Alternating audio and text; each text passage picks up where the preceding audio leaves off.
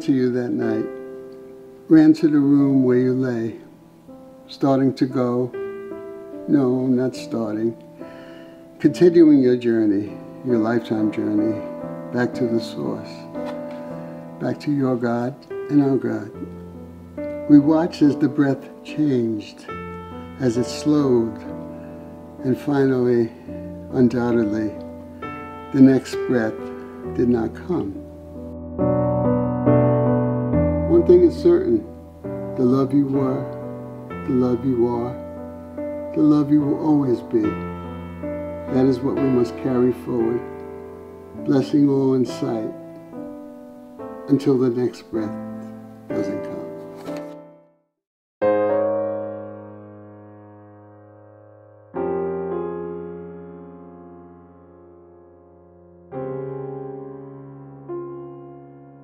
I was very religious as a kid, and I was very, I loved the whole idea of God, and I went to church.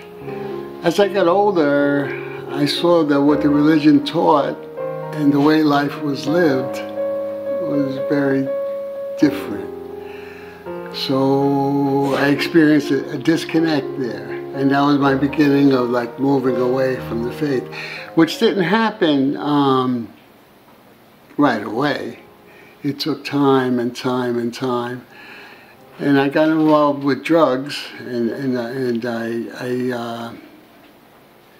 I got trapped there.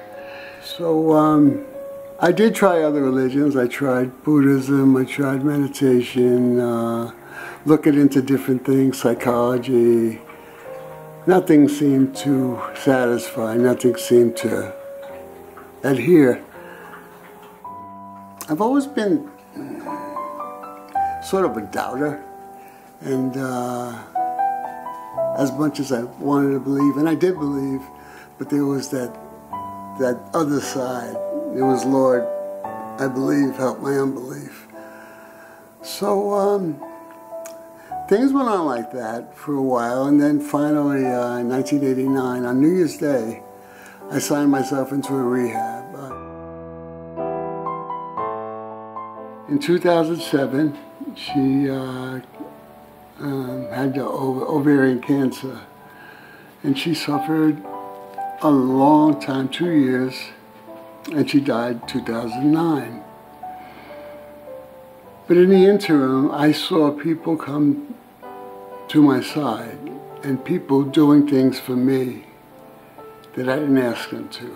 Did my laundry, brought me food to eat, anything, they did anything. Somehow, at this age, 62 at the time, I realized that they were always doing this. That I always had people in my corner. And I saw the face of God in people. And not too long after that, my wife was gone, of course. I got on my knees and said, Lord, help me for myself. And Lord, I hope you know what's going on, because I sure don't. And it didn't happen immediately, but sometime after that, I felt, free from that compulsion. And I've been grateful ever since. And now I'm grateful, not after the fact, but during time with my grandchildren, time with my children, time with my friends, my brother. And that was the missing part, that gratitude. And I didn't have a hard life. I made it hard. And I was searching for something, I don't know what, but it culminated in Jesus.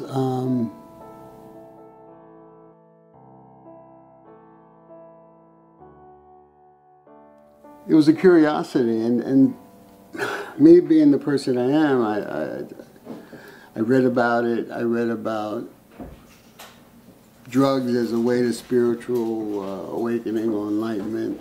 It doesn't happen. It traps you more than it frees you.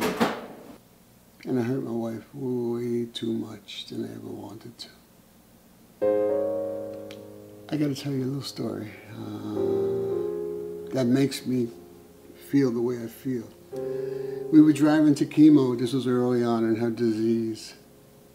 And I turned to her and I said, Marianne, you know how sorry I am for what I said, what I didn't say, what I did, what I should have did. And I started going to the litany of my faults and my sins. She turned around, looked me directly in the eye, and she said, listen, I'm okay with you. That was my forgiveness. That was my closure with her. And that's what I feel now, other than regret.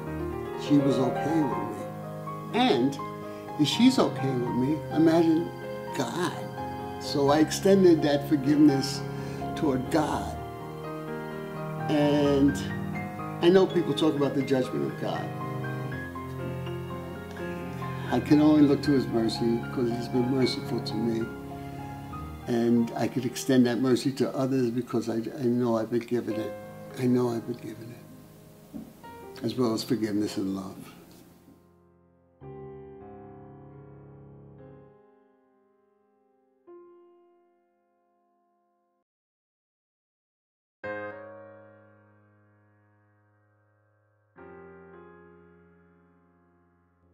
He took away that compulsion to use drugs. He opened up my heart, and I like to say that I think there's two ways to go when you encounter a great loss. Your heart can shut up, close up, and you don't want to be hurt again, so you don't take a risk on anything. Or your heart can be broken open, and I feel mine was broken open, that I could love again. I could risk going out there and getting hurt because that's what it takes sometimes, you know, and I feel He sustained me in my darkest hour, because there were some dark hours that I couldn't see a foot in front of me. There's light, there's hope, and that's all I want to tell them.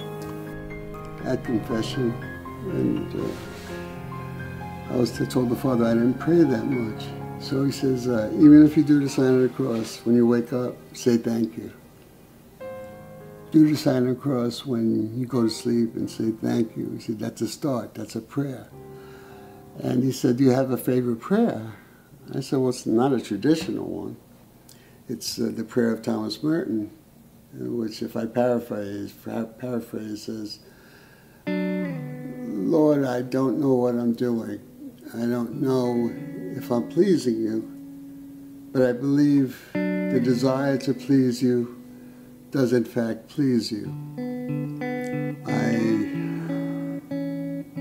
know you will be with me even when I'm in the valley of death, and I know you'll never leave me to suffer my trials alone. And I find the honesty in that prayer so refreshing. So, a baby prayer. I'm not as advanced as some of my friends, but I met her when I was 13. She was 12. And the only thing I knew was, just like that heart we drew on the wall, Charlie and Marianne forever. Forever became just a word at that point, you know. It was very hard to see her. She was the go-to person in the family. She was the one everybody came to if they had a problem, and I was always amazed at how she relinquished control and just became the one to be taken care of.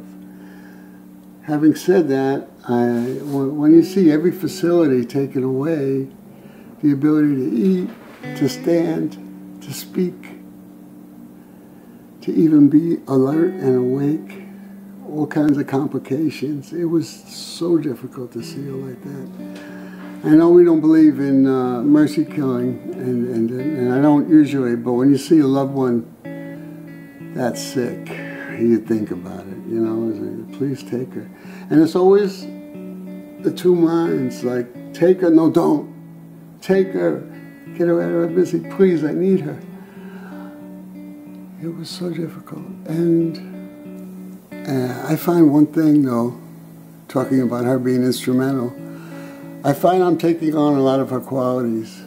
Compassion, her love for people, how quick she was to help. And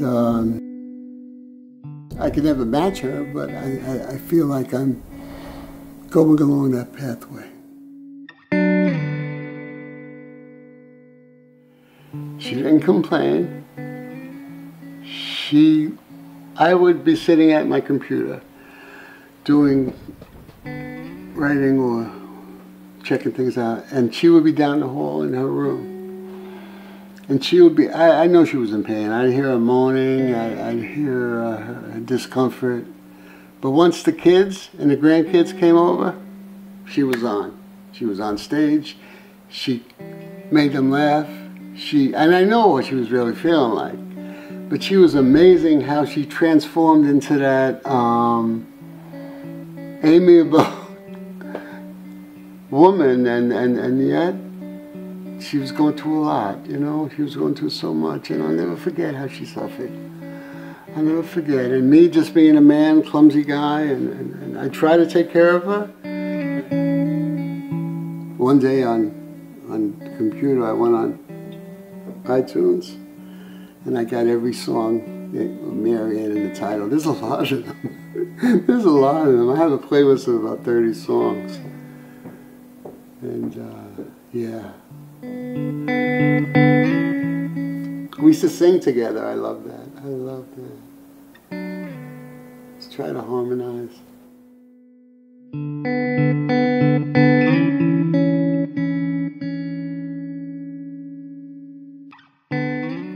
I feel her as a presence, almost more than an absence, because she inhabits, when we have a family gathering, she's there.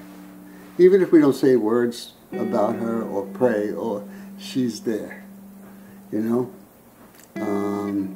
Everybody feels it. Everybody, it's a big part of our life. So big. Yeah, we feel her. In fact, 5 people told me that they saw her.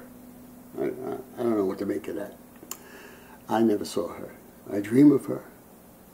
And when I dream of her, it's usually she's in the background because she's always around, you know. It's just like, yeah, it's normal for her to be there.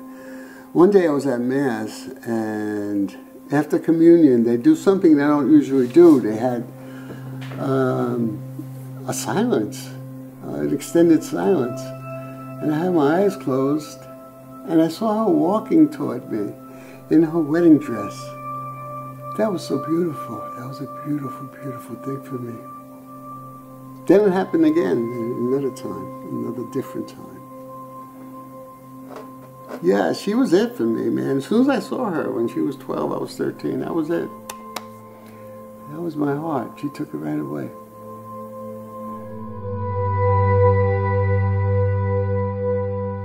Like I said, I found into the face of people.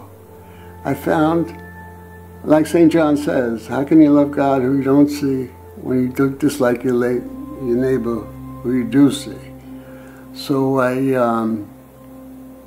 I experienced God through people. And I still do to a degree. There are times I'm in church and I feel very great peace and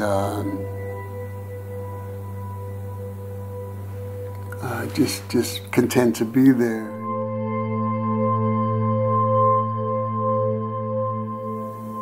Still have my questions,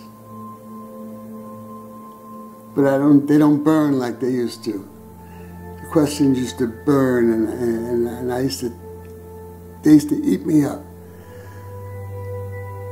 Now I can say I don't know, or Lord help me with this particular problem, and it's not a big deal.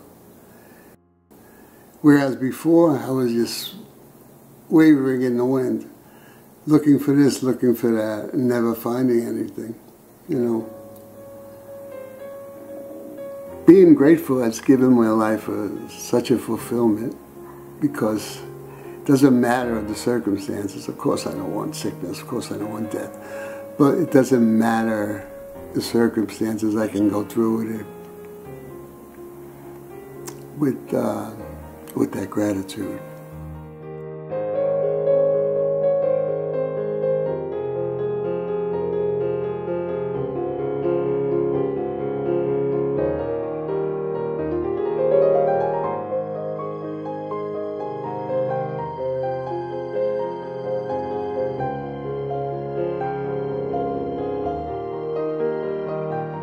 You know, sometimes I'm just walking along and I'll see something and it's a cloud or whatever.